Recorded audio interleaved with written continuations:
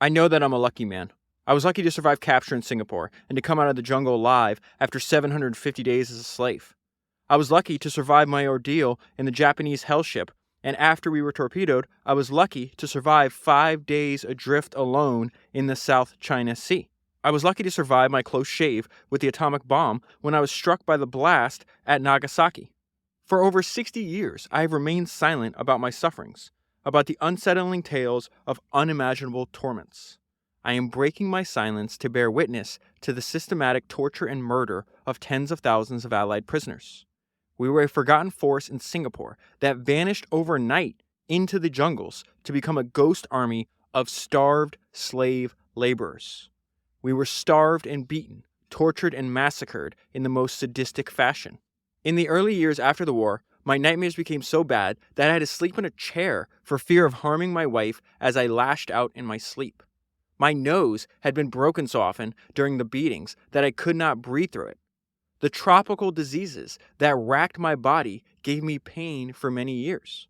I have never been able to eat properly since being starved, and then the lining of my stomach stripped away by dysentery. I developed an aggressive cancer linked to my exposure to radiation at Nagasaki. This skin cancer I am currently battling is unquestionably the result of slaving virtually naked for months on end in the tropical sun. Yet some good has come out of this. My ordeal has made me a much more patient, caring person. I vowed to spend the rest of my life helping others, and I am pleased to say that I have done so. I have tried to use my experiences in a positive fashion, and have adopted a motto for them. There is no such word as can't. I have not allowed my life to be blighted by bitterness. I have lived a long life and continue to live it to the fullest. I enjoyed a long marriage. I have been fortunate to have a family. I have remained fit, and I still enjoy my passion for ballroom dancing. He is in his 90s when he's writing this. I hope that this book will be inspirational and offer hope to those who suffer adversity in their daily lives. Life is worth living, and no matter what it throws at you, it is important to keep your eyes on the prize. Remember, while it always seems darkest before the dawn, perseverance pays off, and the good times will return. May health and happiness be yours. That is an excerpt from the book that I'm going to talk to you about today, and one that will be completely different from anything else that we've covered on Founders Podcast so far.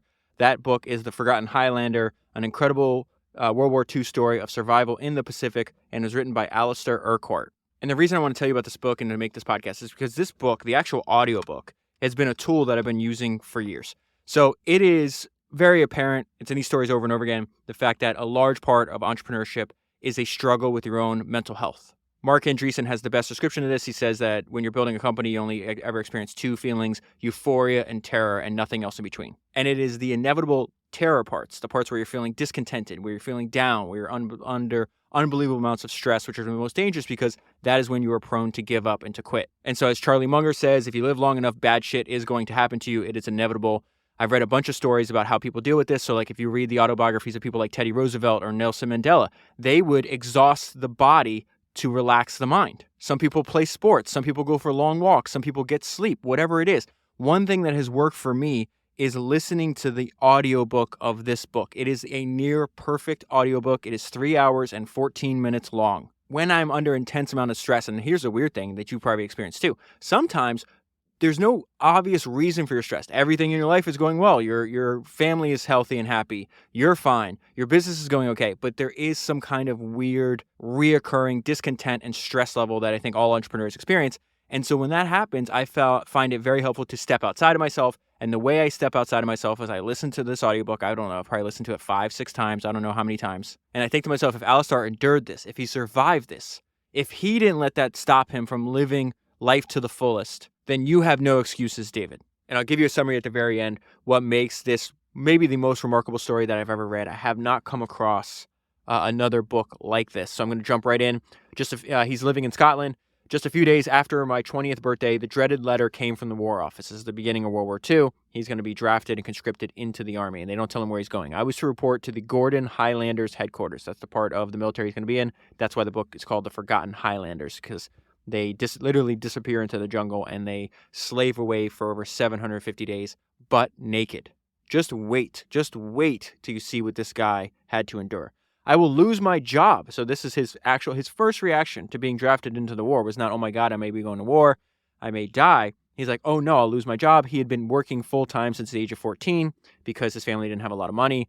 The family simply could not pay for me to attend school. I was thrilled to be working because I was contributing financially to my family at home. He knew he was one of the fortunate ones to actually have employment. This is right during the Great Depression. I loved my job and did everything I could to keep it. In those days, there was not a lot of employment.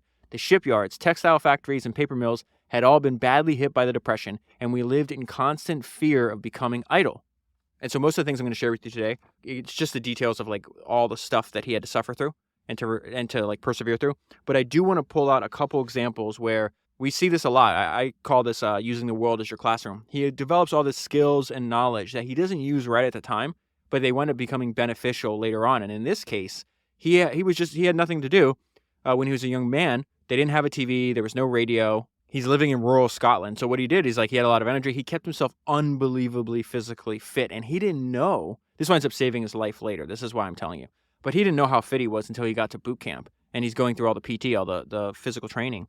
And he's like, oh my God, I'm like way more fit than anybody else. This also helps him survive later on. So he talks about what he did to keep busy. He's not looking at screens, right? He's playing football. So we'd call that soccer.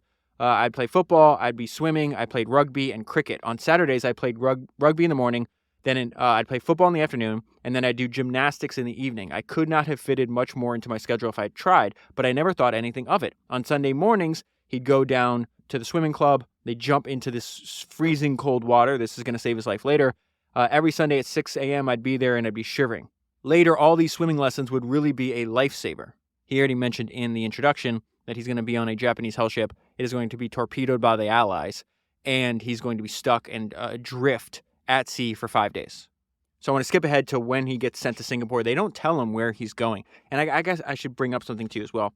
So I was actually listening to the audiobook while I was reading this book. I bought the paperback so I could make a podcast on it. I didn't know. Whoever edited the audiobook, they took out large chunks of this book. So if you want more detail, buy the paperback. I would go for the audiobook, though, because I think they did an excellent job of actually editing. They probably edited away maybe 60% of the actual book. And so I want to go over a couple of things because a main theme of this book is that incompetence, there's a penalty for incompetence. In some cases, it can get you killed. In business, it can cause bankruptcy. Think about the pain inflicted on those around you if your business goes under and the financial hardship that you potentially incompetence could put your family through, right? But in this case, so that's like the metaphor that you and I are using. But in this case, incompetence can get you killed. And so they send him to Singapore, and there's going to be like a year and a half, maybe 2 years before he gets taken captive. And he's just noticing the arrogance and the complacency and the incompetence of the British military at this point.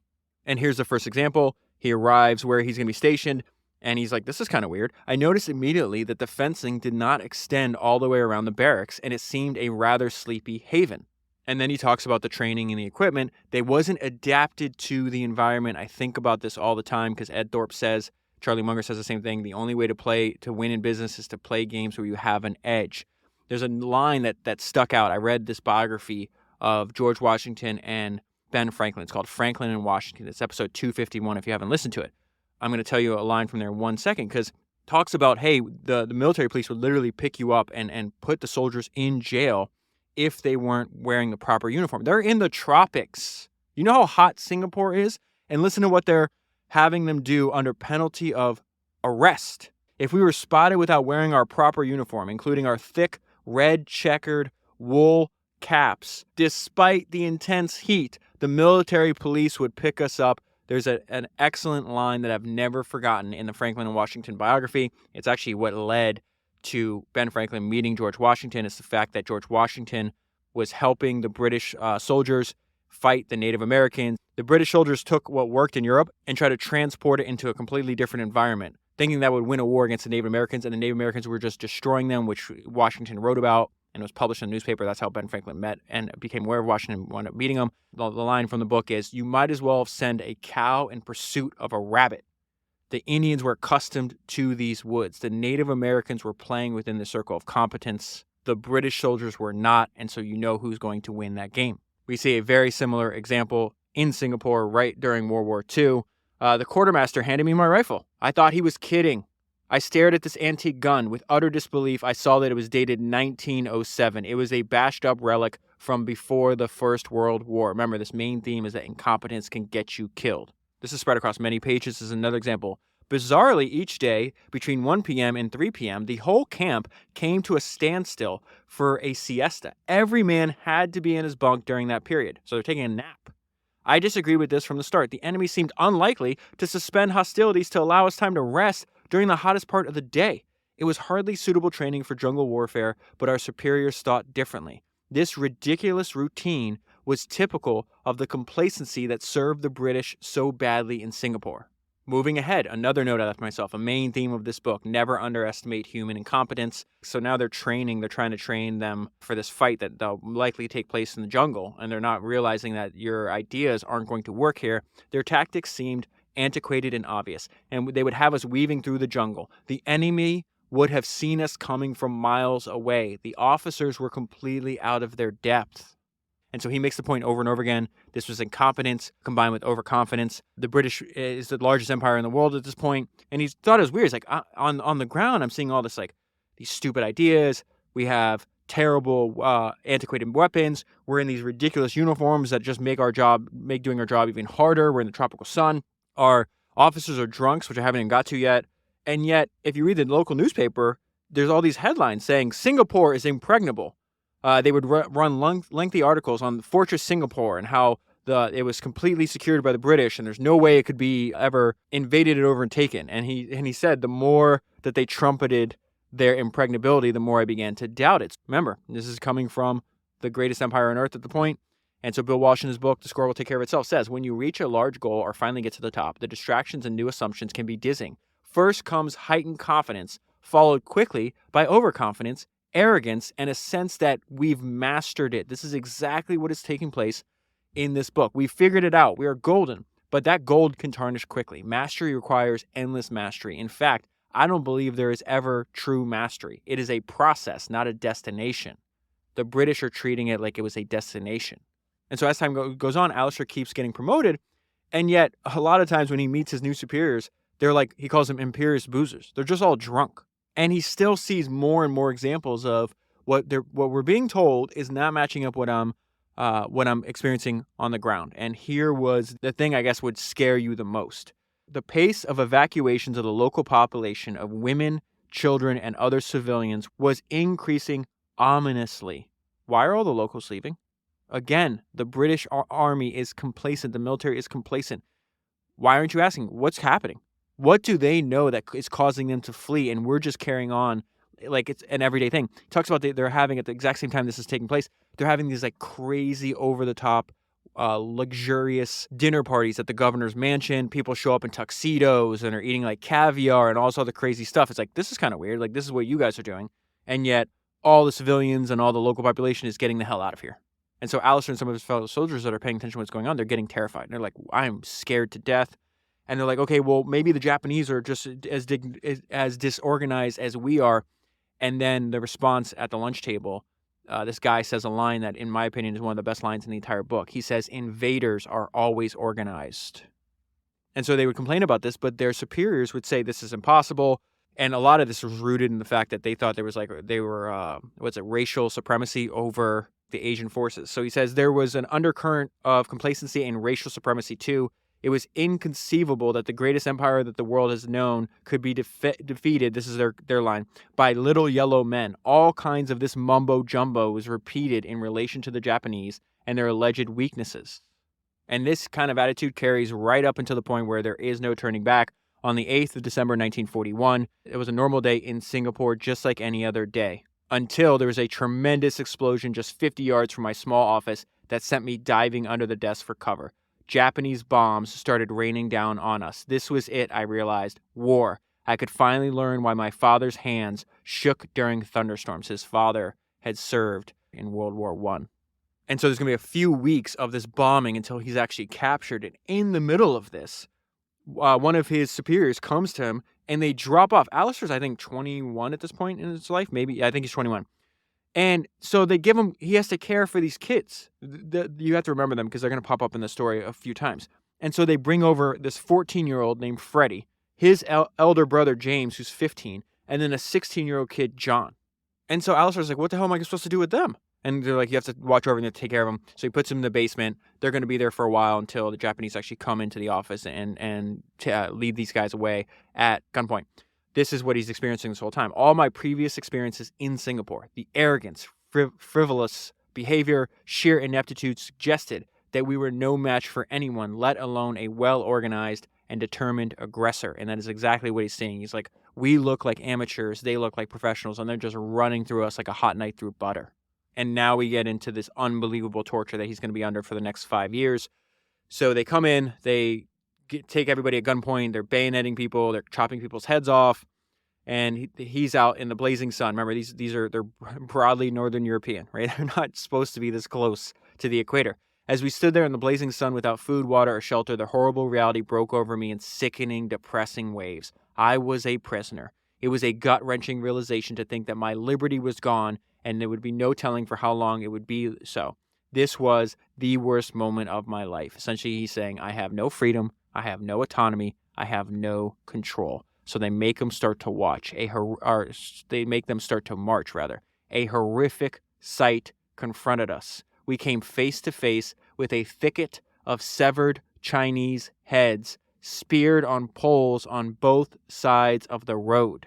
For the rest of our march, spiked heads appeared at intervals in this way. They are forced to march over 18 miles, and on both sides of the road for 18 miles, you have people's decapitated heads on spikes. And so they are immediately put into these squalid conditions. He is going to have a bevy of tropical diseases. I'll go through all of them, and then I'll summarize this at the very end. Everybody has dysentery, which tore at your stomach lining and had you running to the latrines dozens of times a day. So he's got dysentery. At the same time, he gets his first bout of malaria. He's going to get dysentery, malaria, tropical ulcers over and over again. I didn't know what a tropical ulcer was before I read this book, and then I made the mistake of doing a Google image search. I remember the very first time I searched for it, Google used to show it to you right away. Now they have the thing where if you just do a Google image search for tropical ulcers, they kind of pixelate it. They're like, are you sure you want to see this?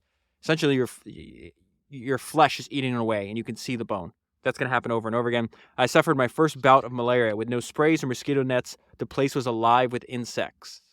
And so let's go back to this feeling of, hey, I have no autonomy, no control. They don't tell you what they're going to do with you. You're just marching one day. Now they're going to put him, he doesn't even know he's on the death march. This is some famous event in World War II. He's going to eventually build they call it the Death Railway, and then the bridge over the River Kwai. They've made movies about this. But this is how they transport them. There's these trains, and there's these shipping containers that are about 18 feet by 10 feet, and they throw them in there with 30, 40 other men. If you refuse to get in the train, they'll bayonet you. And then they close the door, and it's like, he says, this felt like a death sentence in a stifling steel box. We stood there for hours before the train started moving. The heat was appalling. Dehydration set in quickly, and coupled with the malaria I already had, I was suffering. There is no space to lay down. The smell inside the carriage became unbearably foul. Without toilets, the men had to relieve themselves where they stood. Several were very ill with malaria, dysentery, and diarrhea. People vomited and fainted. And it says dust came in to the container, and it is added to our unbearable thirst. It was 36 hours before we were let out of the wagon. When they were let out of the wagon, it was just a stop to give them a measly portion of rice. He says the only thing he could see was the jungle. And so after several days, they finally get to another camp. It kind of looks like civilization. Now, here is the interesting thing that happens several times throughout the book. There is several examples, of other prisoners, because the captors are lying to them. They're like, we're going to send you to this, this vacation camp or whatever. It's going to be a lot nicer. Just complete psychological warfare with them, right? And so there's several examples in the book of other prisoners believing that their captors would eventually treat them humanely. And Alistair just observed their existing behavior. And he's like, there's no way. So they've been doing this to us for now weeks and sometimes months. And you think they're going to suddenly change and deliver on these fake promises. And so there's all these conversations happening with other soldiers around him. He's like, yes, thank Christ this is over. This doesn't look so bad. At least we're not in the jungle. No, this will be fine. We might even get some time off to go downtown and see some girls. And then Alistair said, I did not share their optimism and was proven correct. And so they load them back on the train. And this is just days after days. You're standing there People are sick around you. They're having diarrhea. They're vomiting. The smell's intense. You can't. It's like unbelievably hot in there. There's no wind. And this is the first time he's like, I need to kill myself. I can't possibly do this. He doesn't know he's still got another 5 years before he's going to be freed. I felt doomed and resigned myself to death. It would have been a blessing. I considered suicide and began to fantasize that the train would jump its tracks and that I would be killed swiftly without any more suffering. He didn't know that was the beginning of his suffering. The train journey eventually finished, but we had yet to reach our final destination. And so they're like, okay, get out. It's completely dark. They're in the middle of the jungle, and their captors are saying, hey, you have a 50-kilometer march ahead of you, and we have to complete it that night. That is a lie. It is way longer than 50 kilometers. And so this is known as the Death March. I think 600 people start. I forgot. I think a couple hundred people die along the way. And so there's different ways that they'll die. Some of them just fall behind. They're too exhausted, too sick. And so either the Japanese leave them to die or they'll like bayonet them on the way out. Some people, when they stop to have like a little bit of rice, they'll just walk out into the jungle to die. But this is going to wind up being an 11-day, nearly nonstop march. He does have a piece of advice that stay at the front and do not look back. I think that idea of the advice of don't look back is smart and it applies to more than just this. The benefit, he was more physically fit than anybody else, even though he's got dysentery, malaria, and he's just terrible. Feeling terrible at this point, but he would stay towards the front because if you notice, if you're in the back, you see the people quit and you're like, oh, I should quit. There is something to this. The benefit of being near the front was that you saw fewer men surrendering to fatigue, illness, and death. He's thinking, okay, can't possibly get worse. It gets worse. After an 11-day hike through the jungle, they get to this like weird clearing in the middle of the jungle. And they're like, oh, this is your ultimate objective. This is your camp. And they're like, what are you talking about? There's nothing here. There's not even a single hut. They're like, yeah, here's a bunch of tools. Here's some pickaxes, some shovels, and some saws. Now you have to make your home. You have to build your own huts because all men that survived will work on the railway. And they're like, what are you talking about? What railway? A railway here in the middle of nowhere. It seemed mad. Now, here's the crazy thing. There was some British engineers, I think like a decade and a half before this, had considered building a railway to the jungle.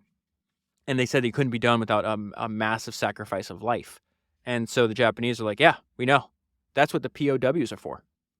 And so this is what he's building. It was just the first of 750 days I would spend as a slave in the jungle. We were to begin construction on the infamous Death Railway. It was 415 kilometers long through some of the most inhospitable terrain on the planet. Over 16,000 British, Australian, Dutch, American, and Canadian prisoners died on the railway. We did this on starvation rations with no access to medicines of any kind. We lived in camps buried deep in the remote jungles where Red Cross inspectors or representatives of neutral foreign powers could never find us. So this is the part of the story where they discover a new disease called rice balls. At this point, most of the prisoners have beriberi, malaria, dengue fever, and dysentery. A new illness had also started to ravage some prisoners. It was called tinea. It was also nicknamed rice balls because the hideous swelling had the tormenting tendency to attack, crack, and inflame the scrotum. And it's not like when you were sick, they let you stop working. You had to work on the Death Railway while you had everything, while you had all these diseases. There was one interesting line that I want to pull out, though. The fact that if you can convince yourself, the mind is a powerful place in which you feed it affects you in a powerful way, right? The people that had lives to live for, something else to live their life for, above themselves, not just themselves. So trying to get home to their family, trying to get home to their kids, whatever the case is, you would think it's counterintuitive. The younger, like the 19-year-olds, the 20-year-olds, died at a faster rate than like the 30 and 40-year-olds because the 30 and 40-year-olds had something to live for. A lot of the men were married and would talk about their families back home. These slightly older men in their 30s and 40s survived in much greater numbers. Surprisingly, it was the young men who died first on the railway. The older men had families that they had to live for. And when I reread that part, I heard this crazy story on a podcast years ago. There was this former NFL player who used to play for the Miami Dolphins. I can't remember his name at the moment. But he was by himself. He was like taking his boat. I think he was like 17, let me say 10 miles offshore. It was far. Let's say 10 miles, maybe 15 miles, something like that. Offshore, he was taking his boat from one spot to another. It was on autopilot. He was by himself. He went to the back, tried to fix something, and it hit hit a bump, and he had fallen out of his boat, and the boat just kept going. And he's like, oh, shit. And so he had no choice but to start swimming to shore, like I said, 10 or 15 miles away. And so he goes on this insane journey all throughout the night. So he starts swimming at maybe like mid-morning. I think he doesn't get to shore till the next day at like 5 in the morning or something like that. And he tells the story, and all he could think of was, I have my daughters. I have my daughters. I have my wife. Like, the amount of pain, he winds up when he survives, he goes to the hospital, like all the skin, like had from his neck and his head and his back had been completely ripped off. Because think about it, like you're just swimming, right? You're doing like stroke, like your swim stroke through the ocean. Again, there's waves, there's sun, there's salt water, and it just rips off all the skin. You're completely dehydrated. And just this idea where it's just like, I have to survive, not for me, but for my young kids. And like that the amount of motivation and like mental fortitude that gave him. He lands the next morning, stumbles up the beach and knocks on somebody's door. He'd been gone so long, and they had found his boat, that his wife was already resigned to the fact that her husband was dead, and she was waiting till the morning to tell their kids that their dad was not coming back. We do not understand the power of the human mind. That is so apparent, and we forget that we don't understand the power of the human mind. In fact, there's another character in the book I don't know if I'll get to. His name's Dr. Matheson. He winds up saving Alistair's life a bunch of times, but he's a doctor, but they have no supplies. And so he's racking his brain about how he can help these people. And what he realized was he starts giving people that are like deathly ill, they're on like death's door. He starts giving them injections of, it's like water with a little bit of salt in it. And he tells them like it's a special medication, it's going to get you better, whatever, it's going to kill all the bacteria and everything else. And the people, just that placebo effect actually worked. And so that is insane. And again, I think that is the main point of reading this book, of listening to the audiobook, of just realizing, man, you are so much stronger.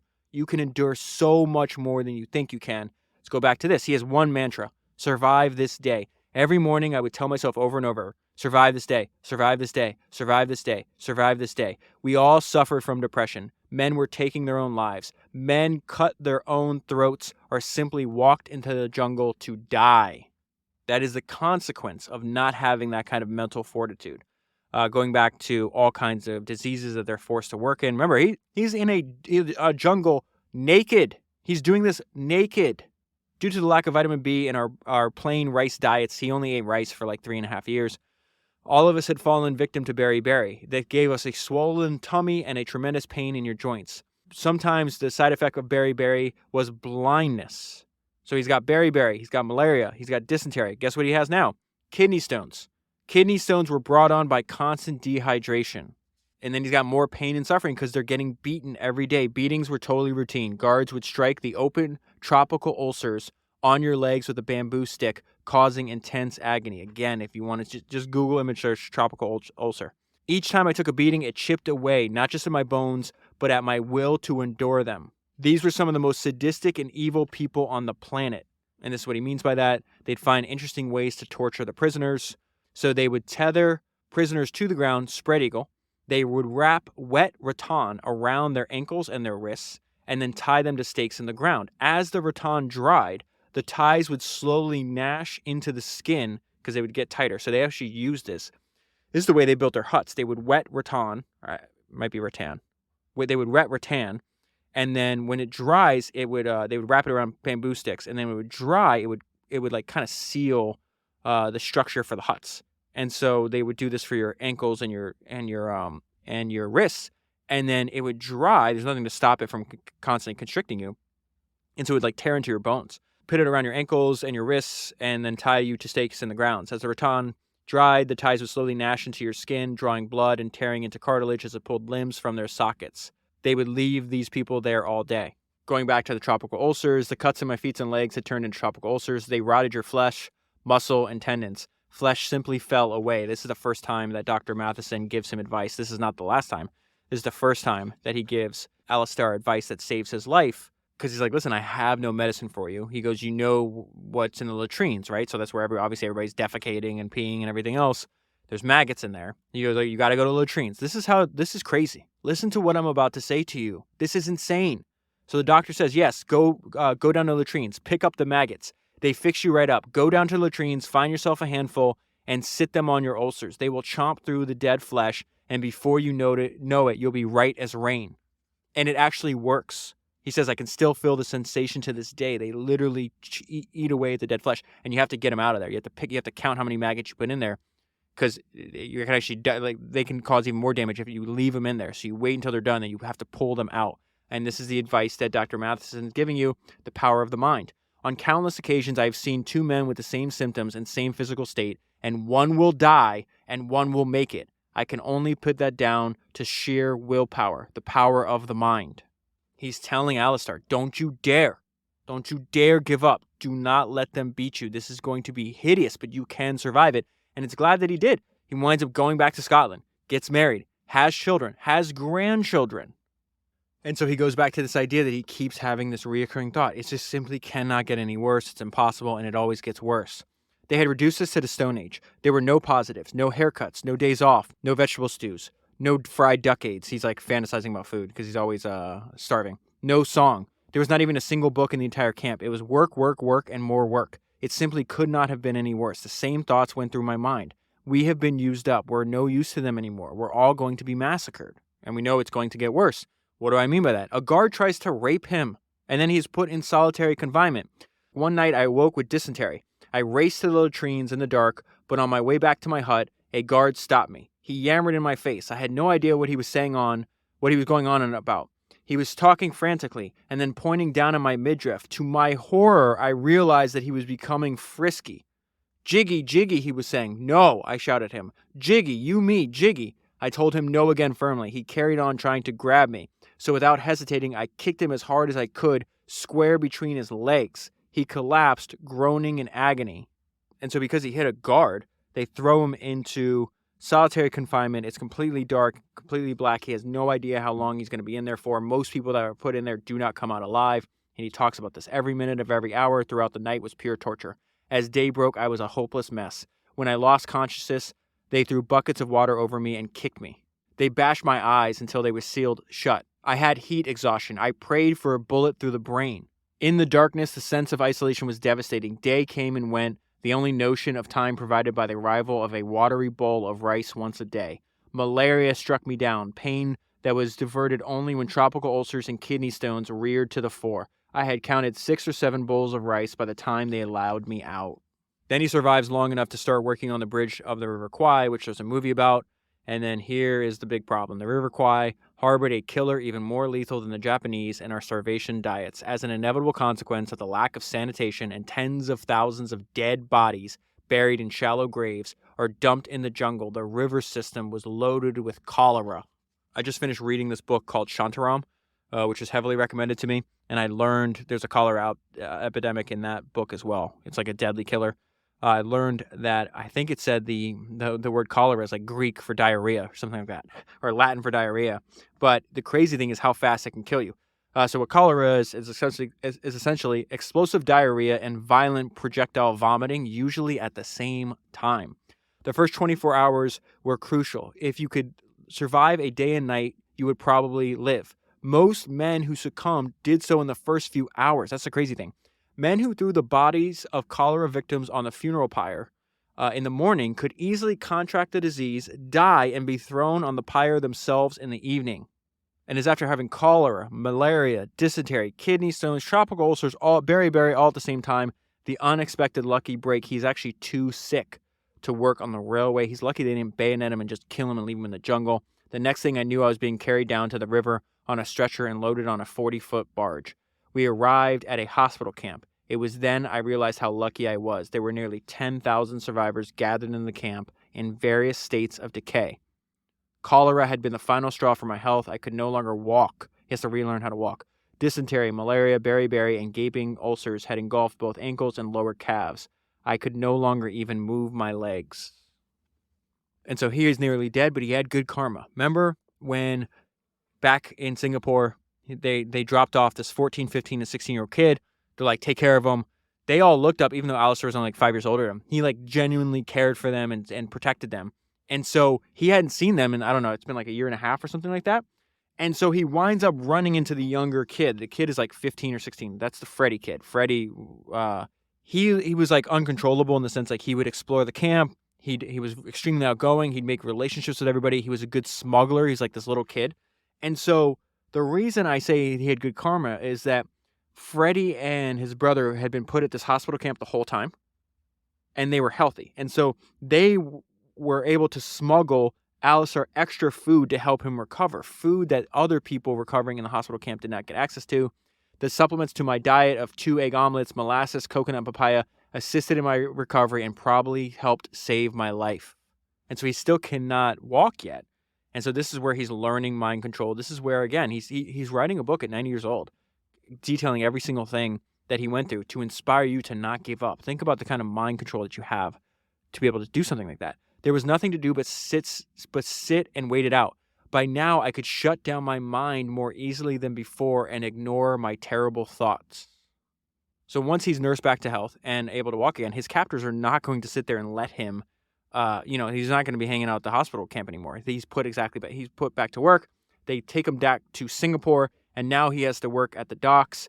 It says, I had decided to stay apart from everyone else and focus totally on survival. I lived a day at a time in my own little world, a private cocoon. To survive each day required maximum concentration. It also meant that you had to conserve every possible ounce of energy. I was so damn tired all the time. They're working from sunrise to sunset many times after night, right? They're being starved. They don't have enough calories. He winds up, I think at the beginning of the war, he's like 135 pounds. When the U.S. Marines rescue him at Nagasaki, he's like 82 pounds. He looks like a Holocaust survivor. You sleep, but you're never fully recovered ever. And then your body's energy is also drained by all these tropical diseases that he has too. This is when he's working at the docks, and again, there's no autonomy, there's no control, there's no predictability. They just keep moving him around, and that's one of the unknown is one of the things your humans are usually most scared of. The days turned into weeks and then into months. There seemed no end to our misery. Then one day, while working on the docks, we were suddenly herded onto a large ship. None of us were given any prior warnings. The liner, essentially, these are like massive like tankers, right? The liner that they're putting him in, the ship that they're putting him in, had 2 holds. Both of the holds were obviously not made to accommodate human beings. This is the Japanese hell ship. And he says, nothing in all of our suffering had prepared me for anything like this. And even today, I can scarcely find the words to describe the horrors. It was a terrifying black pit. Claustrophobia and panic gripped the men. These ships became infamous in the annals of Second World War II history as hell ships. This is insane, men driven crazy by thirst because there's no water, killed fellow prisoners to drink their blood. There is cannibalism and vampirism, which I didn't even know was a real thing, taking place in these hell ships. Men drank their own urine. Sick prisoners were trampled to death and suffocated. The heat down in the hold was unbelievable. I was suffering from dysentery and dehydration. In 3.5 years, I had never had a proper bowel movement. The smell inside was indescribable, an overpowering mixture of excrement, urine, vomit, sweaty bodies, weeping ulcers, and rotting flesh. The men who died were not taken away. Their bodies lay among us. 6 days of this, and I wondered how much more I could take. Then in the distance came an explosion. We had sailed into a trap set by the American submariners, who were determined to sink as many of the vessels as they could. We suddenly felt a tremendous blast, and an explosion tore through the hold. 2 torpedoes would send the hell ship to the bottom within 15 minutes. The noise was horrendous. The pressure of the water pushed the hatches wide open. Water rushed into the hold straight away with incredible pressure. It pushed me up as the ship continued to tip over. By some miracle, the water washed me out of the hatch, and I rushed out into the sea. I popped out of the ship like a cork out of a champagne bottle. I knew from my Boy Scout training, this is what I mentioned earlier, right? How you pick up ideas, skill sets early in your life. You never know that you can use them later on. In this case, it saves his life. I knew from my Boy Scout training that I had to swim away to avoid getting pulled down by the suction. I swam for my life. Drowning and dying men called for their wives, their children, our mothers. Men said things like, "Daddy will be home soon," and then disappeared beneath the waves. How little could a human being survive on? I was about to find out. Suddenly, the thoughts of sharks came into my mind. There's an actual excellent podcast episode I'd like to recommend to you. Dan Carlin's Hardcore History Addendum feed. Not his main feed, his second feed, which you can just find by searching Hardcore History Addendum. Number 5. Nightmares of the USS Indianapolis. I think it's like an hour and a half, 2 hours long. You will not believe the amount of soldiers eaten by sharks when these ships were torpedoed and sank. Somehow he survives 5 days on this raft that is big enough to fit one person. At some point on that 5th day, there came a lot of shouting around me. I was lifted into a small boat and then onto a Japanese whaling ship. I was as close to death as I've ever been. I was then dropped off at a port where other shipwrecked POD survivors. As punishment, we were paraded through the village stark naked. So now he's actually on the Japanese mainland. Even in this terrible condition, and after all we had been through, my comrades, ravaged by exposure, naked and in slavery, were defiant, their spirits unbroken. They sent us to a Japanese prison camp. It was a few miles from a seaport. That seaport was called Nagasaki. We were put to work immediately. This time we had to labor in a coal mine. We had to fill coal carts with our bare hands. Anytime when he wasn't doing this, by a miracle, he was actually reunited with Dr. Matheson. This is going to become important. So he said, I spent time at the hospital hut. Dr. Matheson and I spoke for hours on all topics. He imparted a lot of his medical knowledge and wisdom to me. He warned me. This is life-saving advice that he's going to use later. This is a reoccurring theme in his life. All these, like learning as much as you possibly can, being physically fit, you have no idea how that'll benefit you later in life. He warned me that when I got out of the camp, I would have to be careful what I ate. Your stomach has shrunk so much that you have to be very careful. Anything too substantial, eaten too quickly, could kill you. It would prove life-saving advice. And so at this point, he's helping out in the hospital hut. He says, the 9th of August, 1945 began like any other day. I began my daily chores. It was around midday that I undertook my most hateful task, emptying the latrine cans into the tomato plants. So they're taking human feces, putting it on top, using it as manure, putting on top of tomato plants. And it says it made tomato plants like the size of apples. He was surprised at how well this worked. So he's doing that. Halfway through this task that he hates, there came a tremendous clap of thunder from the direction of Nagasaki. A sudden gust of very hot air blasted into me and knocked me down. So just think about this. Everything this guy had to endure, and yet somehow he winds up a couple miles away from when the Americans drop the atomic bomb on Nagasaki. The radiation causing cancer that he has to endure later on in his life, but it also leads to his rescue. A few days later, while working in the hospital, I heard a commotion outside. I caught my first glimpse of U.S. Marines. For a stunned moment, I gazed at them. We stood and watched them in amazement. Men were shouting and screaming, throwing things in the air, weeping and kissing the earth, lost in emotion. Some of the Americans were visibly upset at the sight of us and the pathetic state we were in. They lifted up men's shirts, shocked by the angular and protruding rib cages, bloated bellies, and infant waistlines. So they're giving them food and allowing them to clean themselves. I undressed and stood straight under the water. It was the finest shower I had ever had in my life, and my first proper wash in 3.5 years. When I left Aberdeen, that's his little city he lived in, I weighed a healthy 135 pounds. But here in Nagasaki, on the steel yard scales, I was reduced to a skeletal 82 pounds. There is a multi-month journey for him to get back to his home in Scotland. There's been a couple times where he was able to write home and tell his family that he was still alive. He winds up getting to the train station. They introduced me to their new baby boy, born just a few months before. They had named him Alistair in my honor. They had thought I had been killed. His mother, his brother, his sister, his aunt, his father thought he was dead. None of the half-dozen cards or so that I had sent from the camps had ever arrived. I was back from the dead. And yet it continues to get worse. He asked about his girlfriend. I asked about Hazel, and without looking at me, my mom said that she had married and moved to Canada. Then she cleared her throat and told me nervously, you should also know that your friend Eric didn't make it. That was his best friend. His best friend died in the war. I felt ill. He was killed on his first mission over Europe. It was all too much, yet another kick in the face.